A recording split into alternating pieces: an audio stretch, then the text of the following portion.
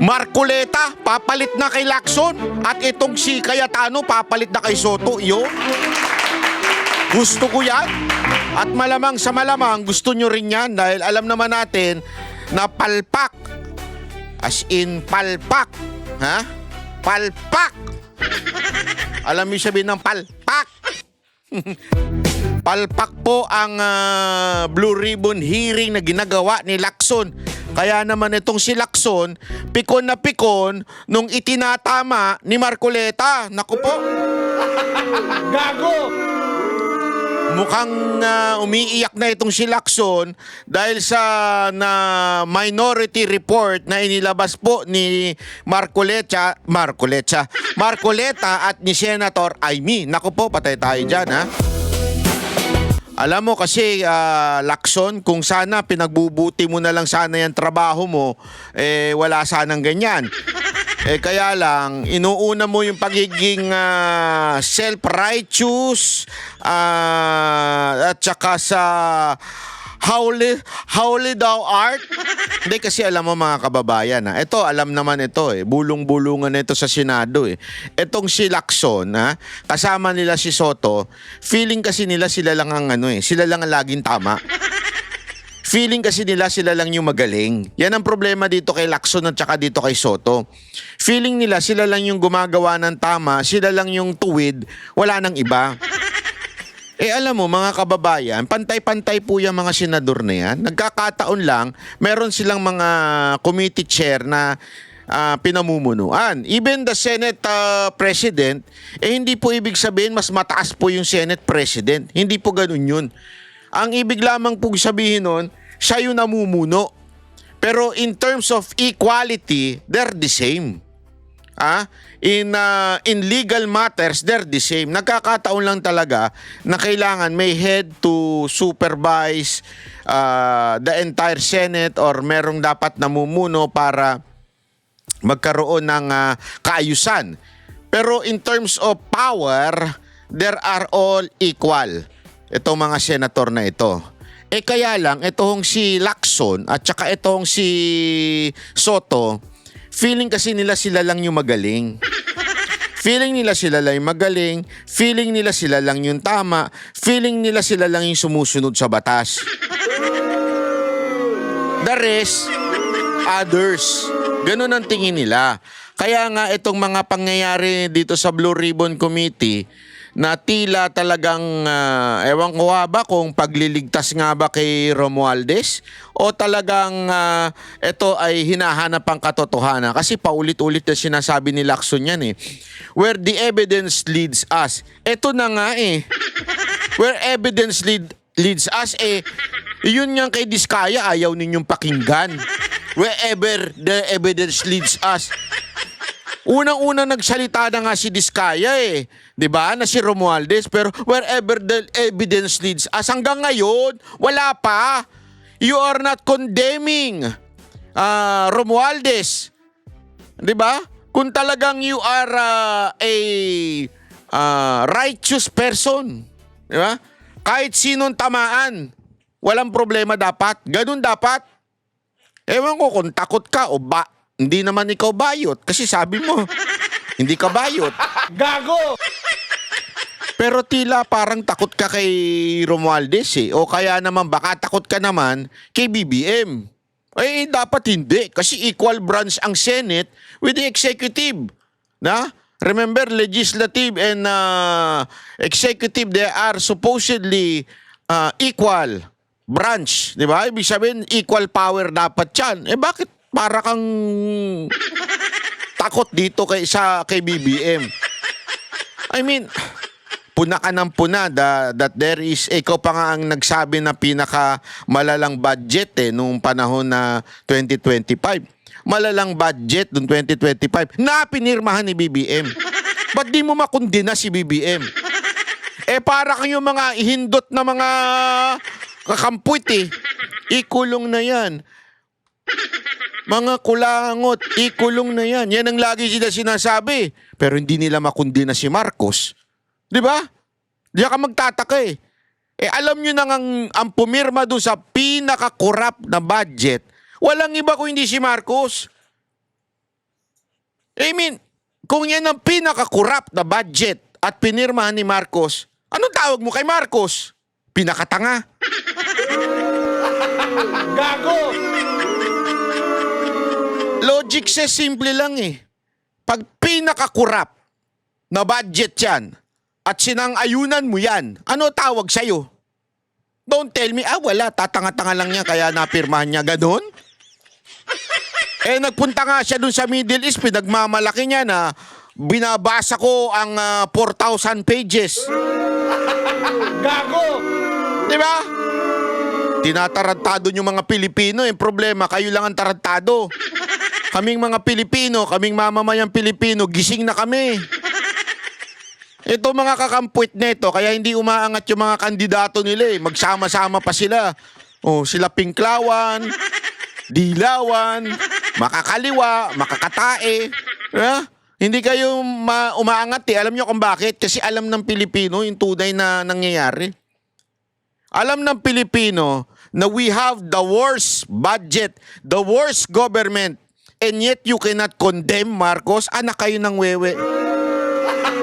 Gago! Di ba ho?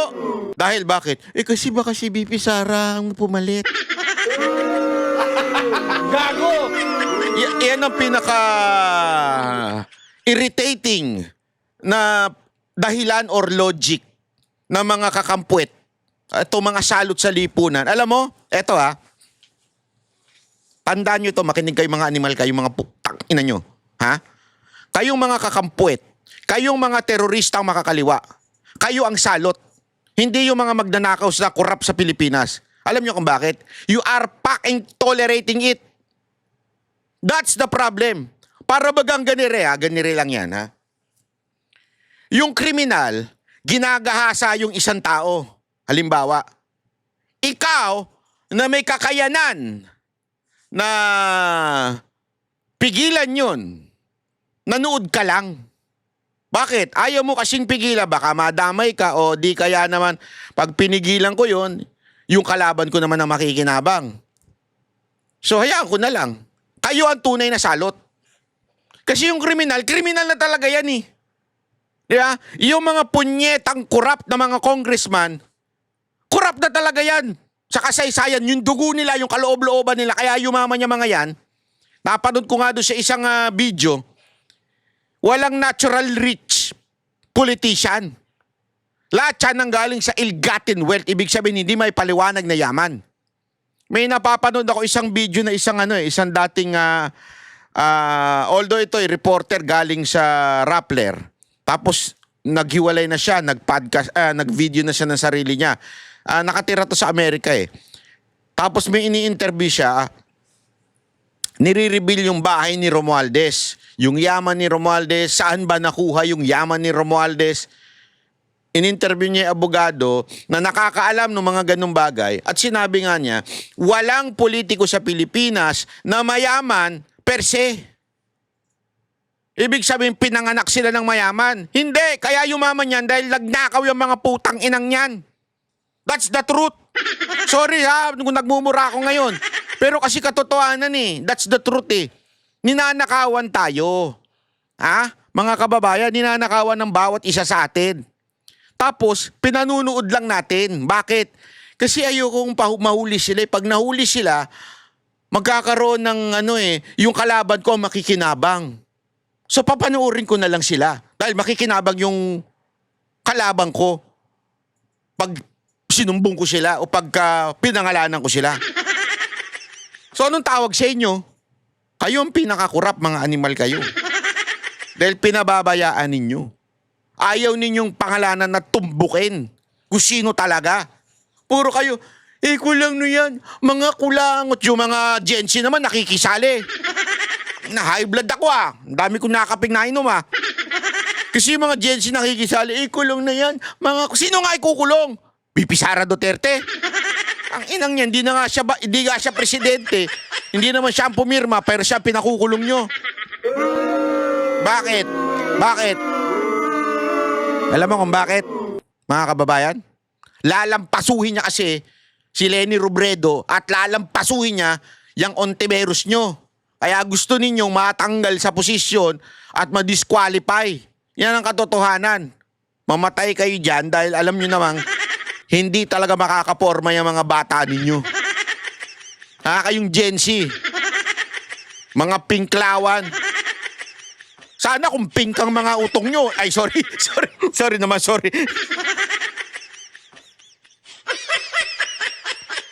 Peace. Sorry naman. Kasi nagpapatugtog ako kanina nung ano eh. Yung hip-hop na may word na ano, kaya tuloy ayoko na. Sorry. Doon na tayo sa Banat by 360. Doon mabait ako doon. Hindi, totoo naman itong mga Gen Z, pinklawan ng pinklawan. Gusto nila si Lenny Robredo, hindi naman nila alam nangyayari. Hindi, may nakausap akong Gen Z. Totoo to. Tinanong ko, ito mga tanungan ko sa kanila. Makinig kayo mabuti. Tinanong ko sa kanila. Sabi ko, kayo, gusto nyo ba si Duterte? O si Marcos? Sabi, hindi. Gusto namin si Lenny Robredo. Okay. Sabi ko, sige, ganito. Si Marcos gusto nyo? Ay, hindi. Ayaw namin yan. Hindi namin gusto yan. Sabi nung isang pinglawan. Bakit tayo nyo si Duterte? Tinanong ko, ba't tayo nyo si Duterte? Kasi merong siyang pinabasa sa akin yung tinuturo daw sa eskwelahan. Sa eskwelahan nila tinuturo to, Ang gulo daw magsalita ni PRRD. Yung interview niya during the pandemic. Sabi ko, okay. Aside from magulo siya magsalita, ano pa? Mamamatay tao siya eh. Sino pinatay niya? Tinanong ko talaga sino ba pinatay ni Duterte? Basta yung mga adik, mga ganyan. Tsaka yung mga nadadama yung mga bata. Sabi ko, nadadama yung mga bata? Sino ba yung mga bata na yun? Matitinong bata ba yun? Hindi. Pero nadadamay sila. Sabi ko, alam niyo ba kung paano nagkakaroon ng kalakaran ng droga sa Pilipinas? Mga Gen Z ito mga 18, 17, 19. Sabi nila, hindi. Sabi ko, alam niyo ba yung runner? Ano yung runner? Alam niyo ba yung pusher? Alam namin yan. Drug lord? Alam namin yan. Protector? Ano yung protector? So wala pala kayo alam sa kalakaran na nangyayari sa Pilipinas. Sabi, paliwanag mo nga.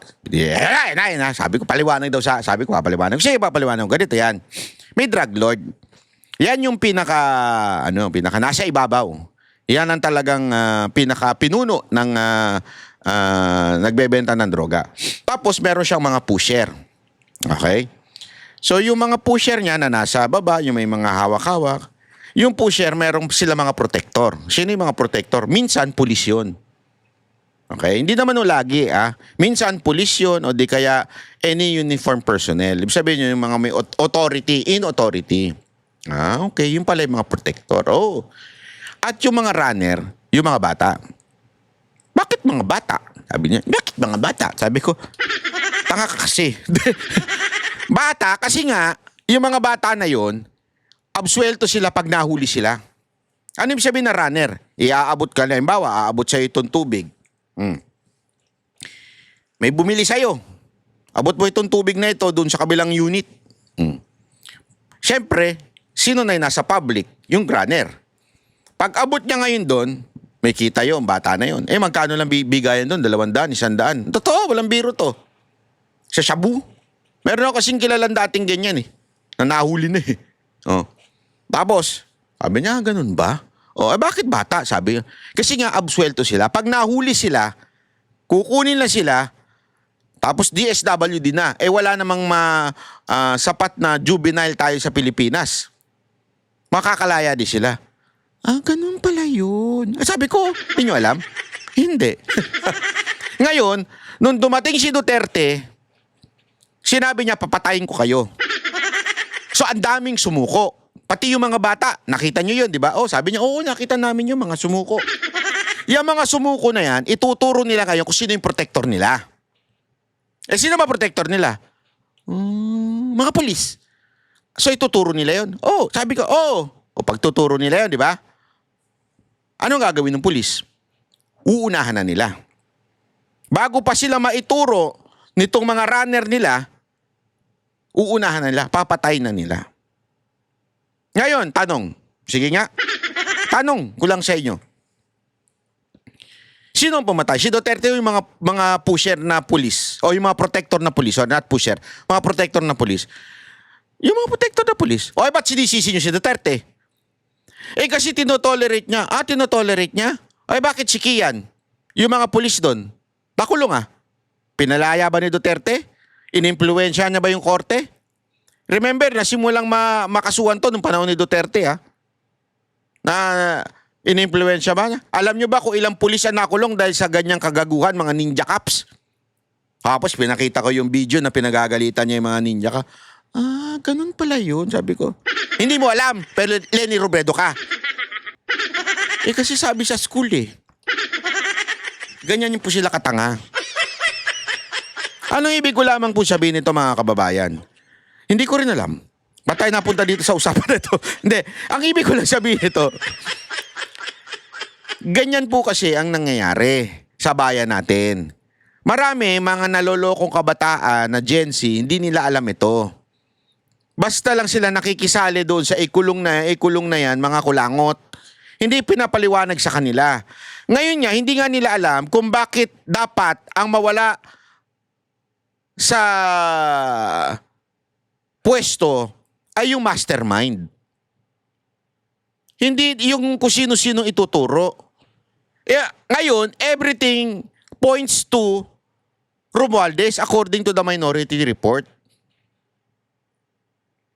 At yun din naman ang sinasabi nung ilan, except tong si Bernardo. Si Bernardo ang sumalo at nagturo ng iba. The rest, may link kay Romualdez. Sino? Diskaya, si Gutesa. Pero ano ginawa ni Lacson? Nga.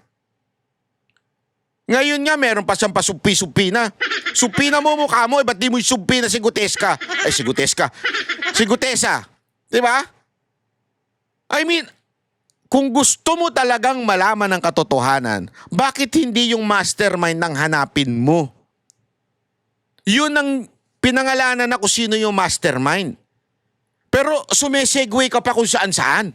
Kaya nagagalit sa'yo, etong si Marcoleta. Tapos mapipikon ka ngayon at sasabi mo na bastusan ka. Ang bagal mo Puro ka palusot. Ito tinan nyo, panoorin nyo ito na bastusan daw siya. Nabastusan si Senador Ping Lacson sa paglalabas ng minorya ng sarili nitong report sa flood control scam. Inunahan pa raw ang Blue Ribbon Committee. Live mula sa TV5 Media Center, nangunguna sa balita si News 5 Senate Correspondent Manlos. Mamaya sasabihin ko sa inyo kung bakit mukhang mapapalitan niya si Lacson at saka si Soto kung nagkataon. Unya-unya, relax, ikikwento ko sa inyo yan mamaya-maya, ha? Pero wag niyo munang kalimutan, mag-subscribe kayo. Daming nanunood din nakasubscribe. Walang Diyo. Nood noon, libre na nga manood, susubscribe. Wala rin bayad mag-subscribe. Di nyo pa i-click. Pag ito hindi tumaas, ngayon naman medyo tumaas na, naging 50%. Dati 40% lang, naging 50 na. Pag yan hindi nag-70, ayoko na Subscribe lang, dali-dali na, i-click nyo lang Alam ko naman, alam mo, 70% na nanonood sa YouTube channel natin, nasa cellphone, wala sa TV. Sa cellphone ang dadali mag-subscribe ganun nyo, isang pindot nyo lang. Pinagagalitan yung mga nanonood Siyempre. May mali nga ba sa paglalabas ng Minority Report? Jiggy, respect begets respect. Yan ang mensahe ni Senate Blue Ribbon Committee Chairman Ping Lacson. Matapos ngang Tama ka dyan, Lacson. Respect beget respect. Sa mga beget mo. Ano ba yan? Pagkain ba yan? Respect begets respect. Alam mo, ibig sabihin yan? Kung gusto mong respetuhin ka, respetuhin mo rin itong mga kasamahan mo. Ang problema sa'yo, gusto mo ikaw lang magaling. Gusto mo ikaw lang nasusunod. Gusto mo respetuhin ka nila Marcoleta? Ni Amy Marcos? Umano ka. Respetuhin mo sila. Kaya ka hindi nire-respeto niya mga yan dahil di mo sila nire-respeto. Tama ka. Respects, buget. Respect. Labas ng sariling report ng Senate Minority Bloc kaugnay sa mga investigasyon ng Blue Ribbon Committee kaugnay sa maanumalyang flood control project. Sabi ni Senator Ping, paano raw ba niya rerespetuhin ang isang dokumento na sumisimbolo sa pambabastos hindi lamang sa mga miyembro ng Blue Ribbon kundi sa buong Senado. At ayon nga sa senador, pwede naman daw sanang binalikan na lamang ng mga senador na naglabas ng tinatawag na minority report, yung rules ng Senado. Total, mga veteranong senador naman daw sila at makikita nila doon yung tamang procedure na ang dapat na gawin, ipa-adopt yung committee report sa plenaryo at hindi basta naglalabas at uunahan pa yung mother committee, which is in this case Blue Ribbon Committee, at ibibigay diretso sa opisina ng Senate President. Nakapanayam din, Jiggy, ng story ko ng 1PH itong si Senator Ping Lacson at narito ang bahagi ng kanyang pahayag. Na tama yung ginawa niya, nirefer sa akin. Ngayon, anong gagawin ko doon? Anong disposition? Trust can. May mga bitter Hindi matanggap na hindi na sila nasa majority. Ayan ang problema sa'yo. Respects, biget, respects mo. Bastos ka rin Trash can talaga kagad Di ba? O talagang dapat ka rin bastusin. They cannot move on. At meron bang pagkukumpara yung ibang senador dito sa minority report at tinakbo ng Blue Ribbon hearing? Yes, Jiggy. Ang sinasabi ng ibang mga senador, for example, sila Senator Amy Marcos, Senator Rodante Marcoleta, hindi nga sila masaya or disappointed nga raw sila dyan sa itinakbo ng pagdinig ng Blue Ribbon Committee. Tila bitin na bitin daw sila sa mga direksyon na tinatahak nito. Halos wala raw mga bagong impormasyon. Kasi for example, kay Senator Marcoleta, sabi niya, bakit nag-google ng ilang oras para doon sa mali-maling grade coordinates na ibinigay para sa mga flood control projects. Nung umpisa pa lang daw ng hearing kung saan siya yung chairman ay nailabas na raw yung puntong iyan. Ganun pa man, si Senator Risa Hontiveros na bahagi naman ng mayorya, sinasabi niya na satisfied naman siya sa pamamalakad at pagconduct ng public hearing na ginagawa ng Blue Ribbon Committee. Balikan ko lang konti, Jiggy, ito mismo nga minority report na ito kung saan naglalaman ng pangalan ng mga politiko, public officials, mga individuals na nadidiin sa flood control scandal. At isa nga sa nabanggit dyan, si dating Speaker Martin Romualdez habang sinasabi na baseless daw yung pag-link kila Senator Jinggoy Estrada at Senator Chis Escudero dyan sa issue ng flood control scandal dahil nga wala raw sapat na basihan. Pero hindi pa man nababasa ni Senator Risa Hontiveros yung minority report na yan. She's of the same belief, Jiggy, na posible nga raw na meron talagang pananagutan si dating Speaker Romualdez dyan sa issue ng flood control projects at sa mga anomalya. Talagang ingat na ingat si Ontiveros, Posible. Baka mabuking yung niya, yung kanyang ano bang tawag doon? Insertion. Ayaw niyang tawaging insertion. Allocation. Baka mabuking yung allocation niya di ba? Nga yan. Narito ang bahagi ng pahayag ni Senator Risa Hontiveros. Leadership has greater responsibility talaga. And kaya rin sinimulan at ipinagpapatuloy ng Blue Ribbon ang investigasyong ito. So that principle is shared among all the members and of course the leadership of the committee. Nabanggit yung pangalan nila. So I guess bukas din yung pagkakataon na dumalo sila sa susunod na pagdinig at ibigay yung kanilang panig. After all, dati na siyang inimbita. Jiggy, hanggang ngayon, wala pang pahayag yung dating speaker kaugnay sa nilalaman ng tinatawag na minority report kung saan nadidiin nga ang kanyang pangalan. Bagamat nauna nang sinabi ng kanyang kampo na walang kinalaman yung dating leader ng Kamara dyan sa flood control scam na yan. Samantala, sinisikap din natin na kunin ang pahayag ni Senator Marcoleta na sinasabing nanguna nga dyan sa paglabas niya ang minority report na yan. Pero hanggang sa ngayon ay... Ba't niyo pinatay yung ilaw? Bastos din Nagre-report biglang pinatay yung ilaw. Hayop. na kunin ang pahayag ni Senator Marcoleta na sinasabing nanguna nga dyan sa paglabas niya ang minority report na yan, pero hanggang sa ngayon ay wala pa siyang inilalabas na statement kaugnay sa mga sinabi Ayan. na Senator Ping Lacson at Senate President Tito Soto. Balik muna sa iyo, Jiggy. Yun pong ulat ni Men Los Baños live mula Okay. Bakit ba? Ano bang problema? Ano bang problema? Anong gustong ipapansin ni Senador Marcoleta sa tagpo na yon, Nelson? Ano ha? Na yun naman ang tinanong niya sa naging press con kahapon, kasama niya si Senadora Amy Marcos. Yan. Okay na? Pakinggan natin, Senador Marcoleta. Meron ba kayong napansin nung tinatanong ko yung dalawang testigo kung sino po yung sumasagot?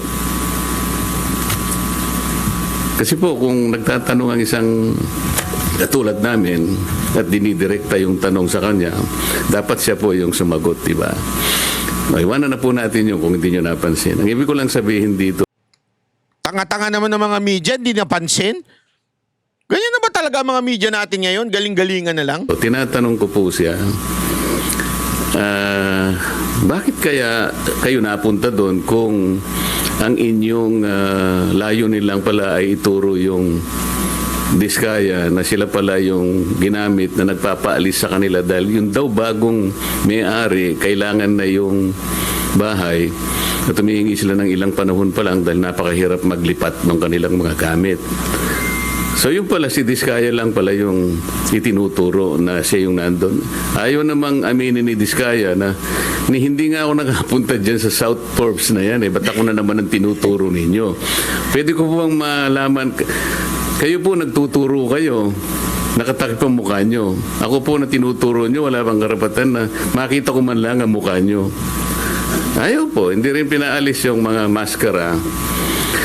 Pero ang isa pong importante doon na dapat napansin nyo, yung sinabi nilang address, 30 Tamarind Street. Kung napapansin nyo, yun ay bahagi ng paglalahad ni Saldico na sinabi niya yung isang 1 billion. Yun po, nagulo rin, humaba no? Ang simple lang naman tanong ni Senador Marcoleta, pansinin nyo lang po, ito lang gusto niya sabihin. Sa akin pong pagkatanong, sa halip na yung dalawang witness na sumagot, hindi po sila sumasagot, kundi si Senador Ping Lacson na chairman ng Blue Ribbon Committee. Naku, Yun lang patay naman. kayo. Patay kayo dyan. Dahil sa ginawa nyong yan, baka sabihin ng ni Lacson, bastos kayo. Hindi, ano ba yung sinasabi niya, no? Ano ba yung sinasabi ni Marcoleta? Ito, pakita natin. Meron ba kayong napansin nung tinatanong ko yung dalawang testigo kung sino po yung sumasagot? Sino yung may-ari ba talaga nung bahay na yon? I will answer that. Ang may-ari po dati, Doris Magsaysay Ho. And you were there as what? Staff ng tenant. And allegedly, ang bagong owner is Martin Romualdez. Yun ang sinasabi. Yun ang sinasabi mo kanina? Yes. At referring to Diskaya? No, based on documents. Sandali. Ladies and gentlemen, ang tinatanong po dito ay yung dalawang witness na binitbit ni Lacson. Kasi kailangan natin malaman, hindi porket binitbit mo Lacson, credible na. Kasi nga, again, what is wrong? Bakit nidala sakyan natin yung binitbit ni Lacson? Kasi nga, dito malalaman mo na tila, sandali. Bakit para bagang ang tinuturo nung dalawang witness na yon ay si Diskaya ang na-meet at ang bumili si Romualdez. Pero pag tinanong mo si Diskaya, sinasabi niyang, hindi ako nakapunta doon sa sinasabi ninyong bahay. So in other words, yung testimony nitong dalawa, instead na makatulong para kumunik si Romualdez dito kay Diskaya, parang pinabubuking nila na wala pala namang ganon na eksena. Ibig sabihin, kesa na sana lumakas yung para bagang nagdala ka ng fake evidence sa court. Parang ganito yan, mga kababayan. Di ba sa court, napaka-importante ng ebidensya. Pero it is also important yung handling of the evidence. Pag mali yung handling of the evidence, madalas nadidismiss yan ng technicalities. Kaya nadidismiss minsan ng cases, it's because of technicalities. Mali yung panghandle. At alam nyo, ginagawa ng ilang mga tiwaling pulis yan. Pag nakahuli ng droga, kasi may proseso kung saan dadalhin yung droga. So ang mangyayari, imamali lang ng konti yung handling nung evidence. Pag namali yun, it will no longer admissible sa court. So, papalya ngayon yung case. Parang ganito ang nangyayari, parang pulis na ang discarding nangyayari na to. Na nagbitbit ng dalawang ebidensya, which is the witness, the two witness, but on this witness, sablay yung kanilang pag-handle ng evidence, which is, sabi nila, nakita daw nila si Diskaya at siya ang nakikipag-deal, siya ang construction noong time na ginagawa yung supposedly biniling bahay.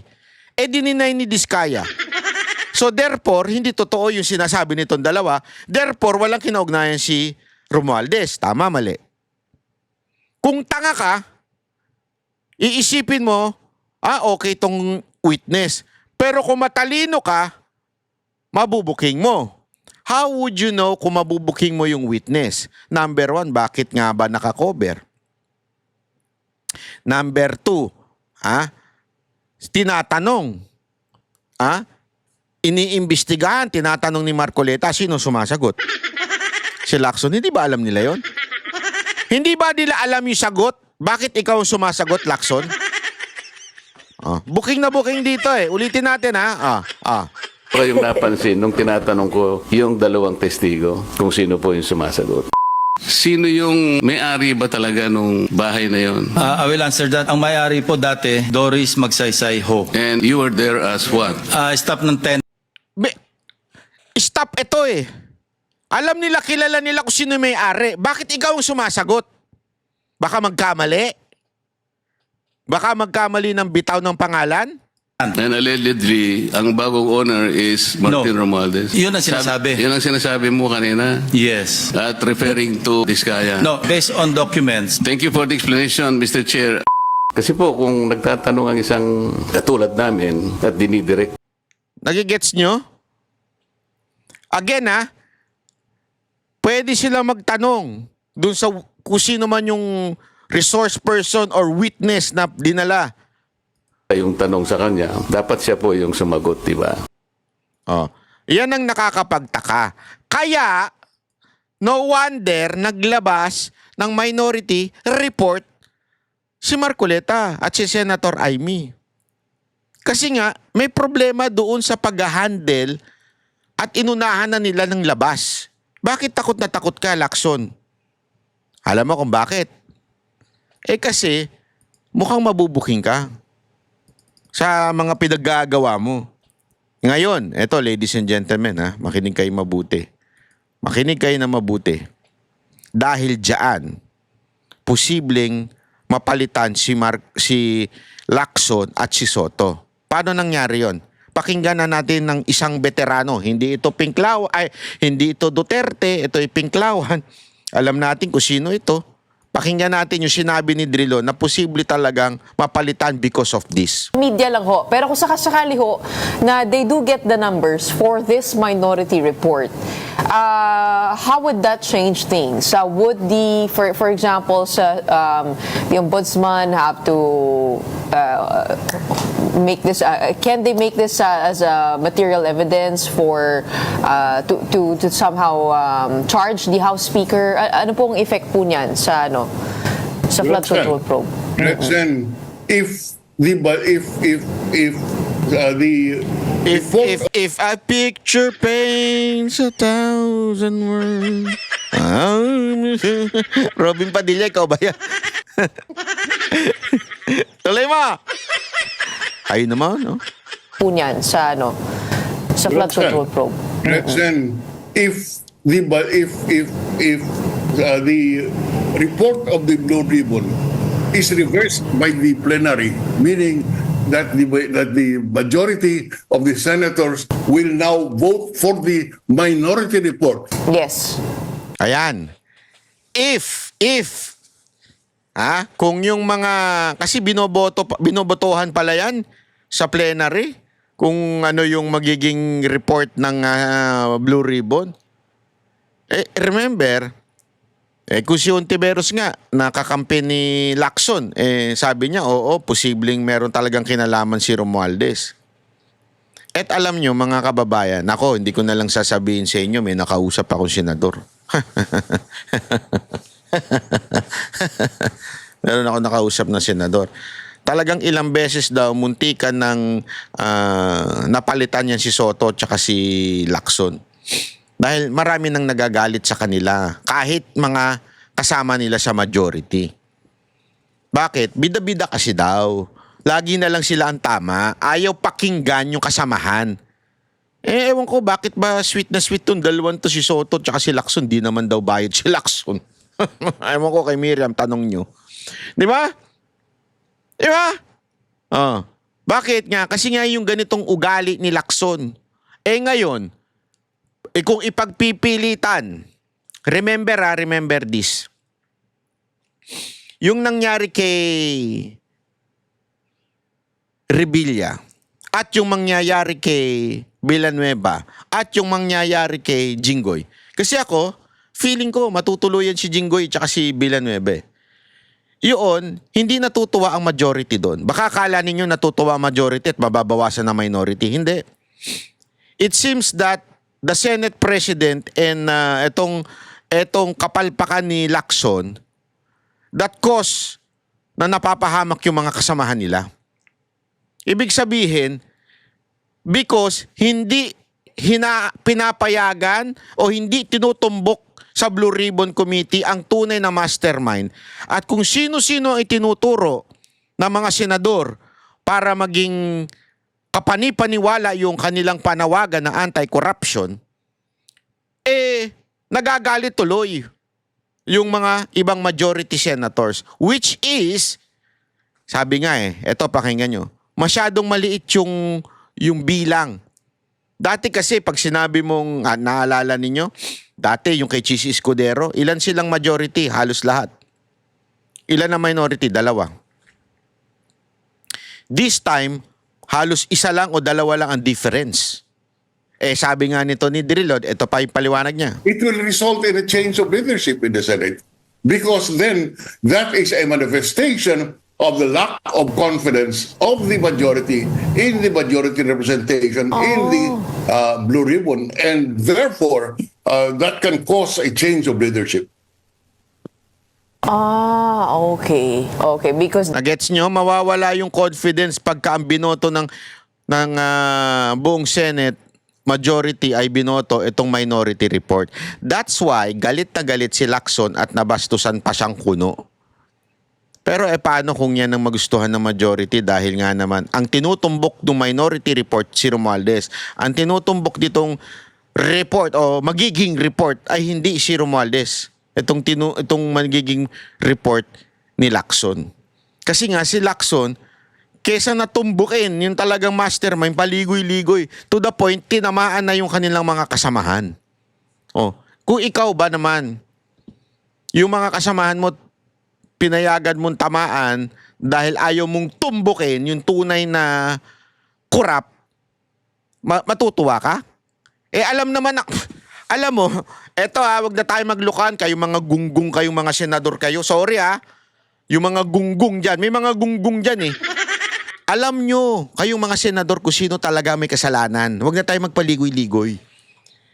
Kasama kayo sa nag-deliberate ng budget Alam nyo kung sino ang kumalikot ng budget noong 2025? Huwag na tayo maglukuhan. Tang-ina, ano kayo, tanga? Diniliberate sa Kamara, diniliberate sa inyo, sabay kam ginanon, magic, pati sa small committee. Tapos hindi nyo alam kung bakit nagkaroon ng corrupt na budget. Ginagago nyo yung mga Pilipino. Pero sa tingin ko, alam nila kung sino. Kaya alam nila kung sino talaga yung tunay na corrupt. Alam nila yan. Ang problema, itong si Lacson, mukhang iniilag niya.